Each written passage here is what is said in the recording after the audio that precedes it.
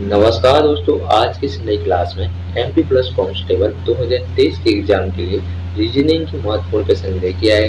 Reasoning के वह question लेके आए, यह क्वेश्चन आपके एग्जाम के लिए बहुत इंपॉर्टेंट होने वाले हैं। क्लास शुरू होने से पहले आप लोगों को क्लास को लाइक करना है, अपने सभी दोस्तों के पास क्लास को शेयर करना है। अगर अभी तक आप लोगों ने अपने चैनल को सब्सक्राइब नहीं किया तो चैनल को जरूर सब्सक्राइब करना है और कमेंट बॉक्स में आपको जरूर बताना है कि आप लोगों ने कितने क्वेश्चन सही किए हो, आपको क्लास कैसी लगी है। चलिए क्लास को स्टार्ट करते हैं। ये रहा हमारी क्लास का पहला प्रश्न।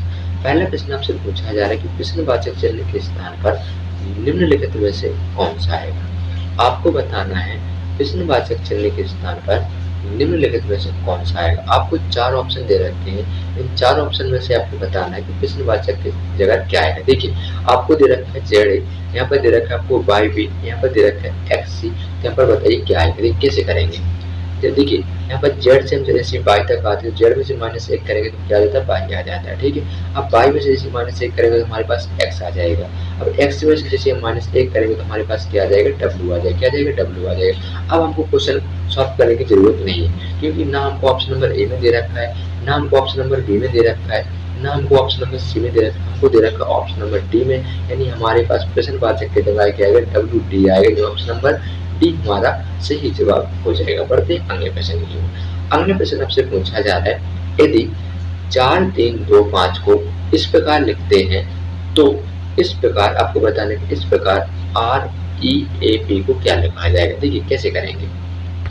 यहाँ पर लिखा गया है 4 3 2 5 को क्या लिखा गया है, तो इसको लिखा गया है 5 3 2 4 लिखा गया। ठीक है, आपको बताना है आर ई ए पी को क्या लिखेंगे। देखिए कुछ भी निकलना है, जो आपका लास्ट वाला है इसको पहले लेके आना है, यानी लास्ट में आपका क्या है, पी है, तो इसको पहले लेके आएंगे, पी आ गया। ठीक है, फिर आपको कुछ भी नहीं करना, जो आपका सेकंड वाला है इसको सेकंड पर लिखेंगे। सेकंड पे आपका क्या है, तो आपका ई है, तो यहाँ पर क्या आ जाएगा, ई आ जाएगा। क्या आ जाएगा, ई आ जाएगा। अब हमको क्वेश्चन सॉल्व करने की जरूरत नहीं, क्योंकि आपको ना ऑप्शन नंबर बी में दे रखा है, ना हमको ऑप्शन नंबर डी में दे रखा है, ना हमको ऑप्शन नंबर सी में दे रखा है, हमको दे रखा है ऑप्शन नंबर ए में। ऑप्शन नंबर ए हमारा सही जवाब हो जाएगा। ऐसे प्रश्नों को हमको क्या है, ज्यादा टाइम नहीं लेना चाहिए और ऐसे प्रश्नों को चुटकियों में सॉल्व करते चलेंगे। ठीक है, बढ़ते अगले प्रश्न की ओर। देखिए अगला प्रश्न आपसे पूछा जा रहा है कि दिए गए अक्षर श्रेणी के समान पैटर्न के आधार पर अगला अक्षर निम्नलिखित में से कौन सा हो। देखिए आपको यहाँ पर एक श्रेणी दे रखी है, इसमें से बताना है कि प्रश्नवाचक की जगह कौन सा अक्षर आएगा। यहाँ पर दे रखा है आपको डी, डी के बाद दे रखा है आपको एफ, एफ के बाद दे रखा है आपको आई, आई के बाद दे रखा है आपको एम, एम के बाद दे रखा है आर, आर के बाद दे रखा है आपको क्वेश्चन मार्क जगह क्या आएगा। देखिए कैसे करेंगे।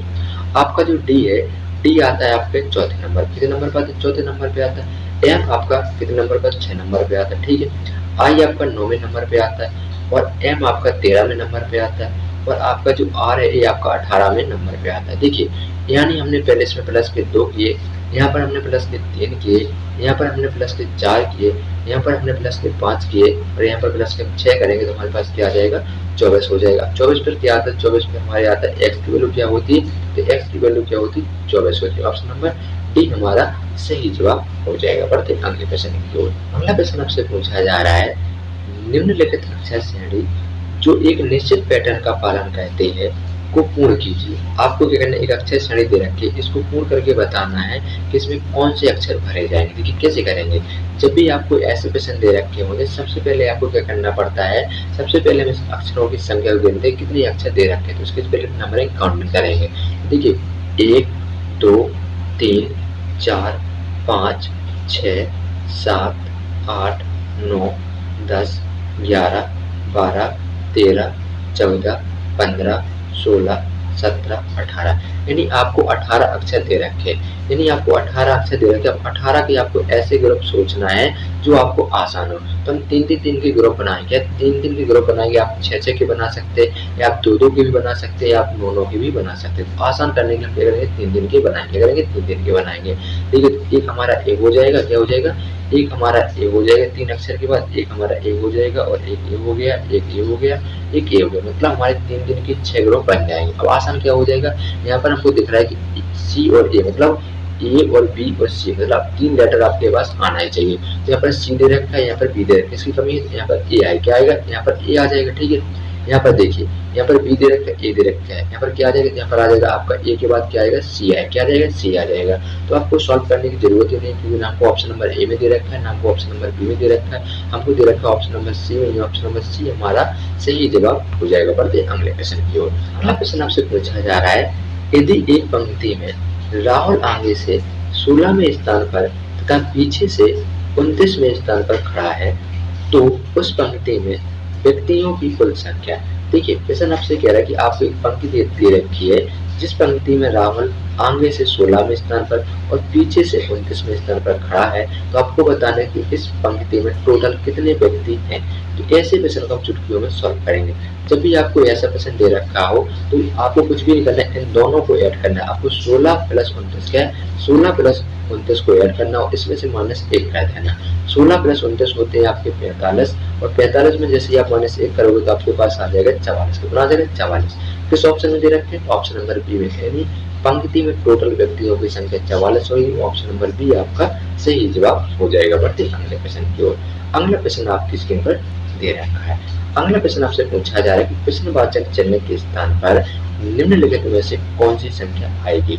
जब भी आपको इस तरह का प्रश्न दे रखा हो तो सबसे पहले प्रश्न को आपको उसको समझना है, या तो उसको रो के द्वारा सॉल्व कर सकते हैं, या इसको पंक्ति के द्वारा सॉल्व कर सकते हैं, या इसको स्तंभ के द्वारा यानी कॉलम के द्वारा भी सॉल्व कर सकते हो। देखिए यहाँ पे दे रखा है 2 और 6, कैसे यहाँ पर 10 आया, कुछ भी नहीं करना है। यहाँ पर आपको देखिए इसका आपको डबल करना है, 6 का जैसे आप डबल कीजिए और इसमें से क्या करना है, आपको 2 माइनस कर देना। 6 का डबल होता है आपका 12, और 12 में से 2 घटाएंगे तो आपके पास आ जाएगा, कितना आ जाएगा, 10 आ जाएगा। कितना आ जाएगा, 10 आ जाएगा। इसी प्रकार यहाँ पर करेंगे, 18 का डबल करेंगे, 18 का डबल होता है आपका कितना, आप लोग कहोगे 36 होता है। कितना होता है, 36 होता है। और 36 में जैसे ही आप क्या करोगे, 22 माइनस करोगे तो आपके पास आ जाएगा, कितना आ जाएगा, 14 आ जाएगा। कितना आ जाएगा, 14 आ जाएगा। इसी प्रकार यहाँ पर करेंगे। देखिए अब 30 का डबल करेंगे, 30 का डबल करेंगे तो आपके पास आ जाएगा, कितना आ जाएगा, आप लोग करोगे 60 आ जाएगा। कितना आ जाएगा, 60 आ जाएगा। अब 60 में से क्या करना है, आपको 34 माइनस करना है। 34 माइनस करोगे तो आपके पास कितना आ जाएगा, तो आपके पास आ जाएगा, कितना आ जाएगा, 26 आ जाएगा। कितना आ जाएगा, 26। क्वेश्चन मार्क के क्या आएगा, 26 आएगा। ऑप्शन नंबर क्या हो जाएगा, ऑप्शन नंबर ए हमारा सही जवाब हो जाएगा। बढ़ते अगले क्वेश्चन की ओर। अगला क्वेश्चन आपकी स्क्रीन पर दे रखा है। अगला प्रश्न आपसे पूछा जा रहा है, नीचे दिए गए चित्र में त्रिभुजों की संख्या कितनी। आपको एक डायग्राम दे रखा है, इस डायग्राम में बताना है कि त्रिभुजों की संख्या कितनी है। तो देखिए पहले हम इस प्रश्न को सॉल्व करते हैं। देखिए आपको यहाँ पर दिख रहा होगा एक इस तरह का डायग्राम। देखिए इस प्रकार का वो डायग्राम दिख रहा है, यानी हमारे पास कितने हो गए, तो ये हो गए हमारे पास टोटल कितने हो गए, 4 हो गए। कितने हो गए, 4 हो गए। ठीक है, अब देखिए एक हमारा इस प्रकार का एक त्रिभुज बन रहा है, यानी कितने बनेंगे इसमें, टोटल 3 इसमें बनेंगे। और एक हमारा इस प्रकार का बनेगा, टोटल इस साइड भी हमारे 3 बनेंगे, और इस साइड भी हमारे कितने बनेंगे, इस साइड भी हमारे 3 बनेंगे, इस साइड भी हमारे कितने बनेंगे, इस साइड भी हमारे 3 बनेंगे। यानी 3 प्लस 3 प्लस 3 प्लस 3 और प्लस 4 कितने हो जाएंगे, 4 थी 12, और 12 और 4 कितने हो जाएंगे, तो 12 और 4 कितने होते हैं आप लोग को, 16 होते, कितने होते, 16। तो इस त्रिभुज मतलब इस आकृति में, इस चित्र में त्रिभुजों की संख्या कितनी होगी, 16। ऑप्शन नंबर बी आपका सही जवाब हो जाएगा। बढ़ते अगले प्रश्न की ओर। अगला प्रश्न आपसे पूछा जा रहा है, प्रश्नवाचक चिन्ह के स्थान पर निम्नलिखित में से कौन सी संख्या आएगी। बहुत ही डिफिकल्ट प्रश्न है, ऐसे प्रश्न को चुटकियों में कैसे सॉल्व करेंगे। देखिए आपको दे रखा है 0,7, 26, 63, यहाँ पर बताना क्वेश्चन मार्क की जगह क्या है। देखिए कैसे करेंगे। देखिए यहाँ पर जैसे हम क्या करेंगे, 1 का क्यू करेंगे, उसमें से -1 करेंगे, कितना आ जाएगा, 0 आ जाएगा। यहाँ पर हम क्या करेंगे, 2 का क्यू करेंगे, उसमें से क्या करेंगे, 2 का क्यू करेंगे, उसमें से 1 करेंगे। देखिए 2 का क्यू कितना होता है, 8, और 8 में से 1 जाएगा, कितना बचेगा, 7 आएगा। कितना आ जाएगा, 7 आ जाएगा। अब यहाँ पर क्या करेंगे, 3 का क्यू करेंगे, उसमें से -1 करेंगे। 3 का क्यू होता है आपका 27, और 27 में से -1 करेंगे, कितना आ जाएगा, 26 आ जाएगा। यहाँ पर 4 का क्यू करेंगे, 4 का क्यू में से -1 करेंगे, 4 का क्यू कितना हो जाएगा, 64, और 64 में से -1 करेंगे, यानी कितना आ जाएगा, 63 आ जाएगा। ठीक है, अब यहाँ पर क्या करना पड़ेगा, 5 का क्यू और -1 करेंगे। 5 का क्यू होता है आपका 125, 125 में से -1 करोगे तो कितना आ जाएगा, 124। तो क्वेश्चन मार्क की जगह आएगा आपका 124, यानी ऑप्शन नंबर डी आपका सही जवाब हो जाएगा। अगर आप लोग क्लास पसंद आ रही है और आप लोग ऐसी क्लास देखना चाहते हो, चैनल को जरूर सब्सक्राइब करें। अगला प्रश्न आपसे पूछा जा रहा है, यदि ए का तात्पर्य प्लस है और बी का तात्पर्य माइनस है और सी का तात्पर्य गुणा है, तथा डी का तात्पर्य भाग है, तो आपको इस समीकरण को सॉल्व करके बताना है कि इस समीकरण का मान क्या होगा। देखिए आपको कुछ भी नहीं करना है, यहाँ पे दे रखा है आपको 16। अब सी को क्या कहा गया प्रश्न में, तो सी को कहा गया गुणा, तो गुणा का चिन्ह लगाएंगे। ये दे रखा है आपको 10, तो मल्टीप्लाई 10 हो जाएगा। अब बी को क्या कहा गया, बी को कहा गया माइनस, तो माइनस का चिन्ह लगाएंगे, कितना हो जाएगा 14 हो जाएगा। अब ए को क्या कहा गया, तो ए को कहा गया प्लस, क्या कहा गया, ए को कहा गया प्लस, क्या कहा गया, ए को कहा गया प्लस, फिर आपको करना है 24 करना है, 24 आ जाएगा। डी को क्या कहा, डी को कहा गया भाग, क्या कहा गया भाग, कहा गया 4 का भाग लगाएंगे, 4 का भाग लगाओ तो ये हो जाएगा आपका, क्या हो जाएगा, तो ये हो जाएगा आपका 14 प्लस कितना हो जाएगा, तो 6 चौक कितना होता है, 6 चौक होता है आपका 24, 6 आ जाएगा। अब यहाँ पर माइनस आ जाएगा, अब उसका गुणा करेंगे तो ये हो जाएगा आपका कितना, तो ये हो जाएगा आपका 160। देखिए हम लोग क्या करें, यहाँ पर बोर्ड मास लगाए, क्या लगाए, यहाँ पर बोर्ड मास लगाए, क्या लगाए, बोर्ड मास लगाए। इसी प्रश्न को हम बोर्ड मास द्वारा कहते हैं। इसको साइड लेके आएंगे, 160 और 6 कितना हो जाएगा, तो ये हो जाएगा आपका 166, कितना हो जाएगा 166। अब 166 में से आपके 114 जाए, सॉरी 14 जाएंगे 166 में से, तो आपके पास आ जाएगा 152, कितना आ जाएगा 152, यानी ऑप्शन नंबर सी आपका सही जवाब हो जाएगा। क्या हो जाएगा, ऑप्शन नंबर सी आपका सही जवाब हो जाएगा। ऐसे प्रश्नों को आपको बोर्ड मास के द्वारा करना चाहिए, बोर्ड मास के द्वारा करेंगे और आसान हो जाएगा। ठीक है, बढ़ते अगले प्रश्न की ओर। अगला प्रश्न दे रखा है आपको, अन्य तीनों से भिन्न विकल्प है। आपको इन तीनों में से आपको एक ऐसा ऑप्शन दे रखा है जो अलग दे रखा है। ऑप्शन नंबर ए में दे रखा है 23, ऑप्शन नंबर बी में दे रखा है आपको 17, ऑप्शन नंबर डी में दे रखा है आपको 13, ऑप्शन नंबर डी में दे रखा है आपको 15।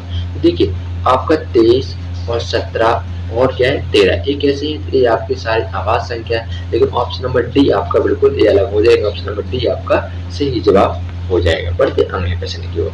अगला प्रश्न आपसे पूछा जा रहा है, यदि एक कूट भाषा में हाउस को इस प्रकार लिखा जाता है तो उसी कूट भाषा में इसको क्या लिखा जाएगा, कैसे लिखेंगे। देखिए कुछ भी नहीं करना है, देखिए यहाँ पर लिखा है, क्या लिखा गया है, इसको लिखेंगे हम HOUSE, क्या लिखा गया, इसको लिखा गया है IPBTF, कुछ भी नहीं किया। एच के बाद क्या आता है आई है, प्लस का एक किया, क्या प्लस का एक किया। ओ के बाद पी आते हैं प्लस का एक किया, यू के बाद भी आते हैं प्लस का एक किया, एस के बाद टी आते हैं प्लस का 1 किया, ई के बाद एफ आते हैं प्लस का 1 किया। इसी प्रकार हम करेंगे तो बी के बाद क्या आता है, तो बी में प्लस का 1 करेंगे तो बी के बाद आ जाएगा हमारा सी आ जाएगा। जेड के बाद क्या आता है, जेड में जैसे प्लस 1 करेंगे तो हमारे पास ए आ जाएगा। क्यू के बाद हमारा क्या आता है, क्यू के बाद हमारा क्या आता है, क्यू के बाद हमारा आता है पी, क्यू, आर क्या आता है, आर आता है। यहाँ पर भी क्या आ जाएगा, आर आ जाएगा। यानी क्या लिखा, और एन के बाद क्या आता है, एन के बाद हमारा ओ आता है, और एल के बाद क्या आता है, एम आता है। तो इसको क्या लिखा, इसको लिखा जाएगा कैरम लिखा जाएगा। ऑप्शन नंबर ए आपका सही जवाब हो जाएगा। क्या आ जाएगा, ऑप्शन नंबर ए हमारा सही जवाब हो जाएगा। कैसे होगा, मतलब बी में प्लस 1 करोगे तो सी आ जाएगा, जेड में प्लस 1 करोगे तो ए आ जाएगा, मतलब इस प्रकार हमारा ऑप्शन नंबर ए सही हो जाएगा। अगला प्रश्न आपसे पूछा जा रहा है, यदि GIVE, अगला प्रश्न आपसे पूछा जा रहा है, यदि GIVE मतलब गिव को कूट भाषा में इस प्रकार तथा बैट को इस प्रकार लिखा जाता है तो उसी कूट भाषा में बिट को क्या लिखा जाएगा, कैसे करेंगे।